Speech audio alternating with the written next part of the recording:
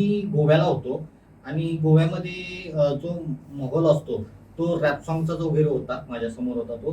तर ती पोरं रॅप म्हणायची, तर मी बघत बसवतो, अरे काय बडबडतात, काय करतात काही. तर मी एक वर्ष तिथं काढलं. वर्ष काढल्यानंतर मला ते आवडायला लागलं, रॅप सॉन्ग आवडायला लागला. त्यानंतर मी थोडं त्यांचं ऐकत थोडं मी शिकलो सुद्धा.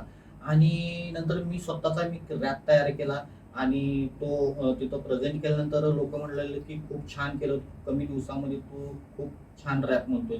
तर मी तिथून कोल्हापूरला आल्यानंतर मी एक रॅप सॉन्ग, कोल्हापुरी तडका, जो शाहू महाराजांच्यावर आणि आपल्या कोल्हापूरच्या ऐतिहासिकवर एक मी रॅप सॉन्ग केला.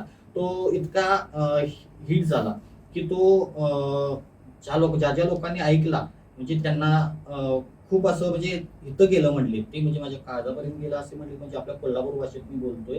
तर मी म्हटलं हा मग मोठ्या चॅनलला आपल्याला द्यावा लागेल. तर मी मोठ्या चॅनल द्यायचं म्हणलं, मी टी सिरीज वगैरे सगळ्यांना हे केलं. तर टी सिरीज वाली सुद्धा आपला हा रॅप सॉन्ग लावत आहे. आणि टी व्ही नेक्स्ट मराठी एक नंबर आहे. तर त्या प्लॅटफॉर्मने मला पहिलाच म्हणजे प्लॅटफॉर्म दिलाय. तर सगळ्या चॅनलच्या आधी मी ह्या प्लॅटफॉर्मवर आलेलो आहे आणि ह्या प्लॅटफॉर्मचं मी या चॅनलचं मी आभारी मानतो.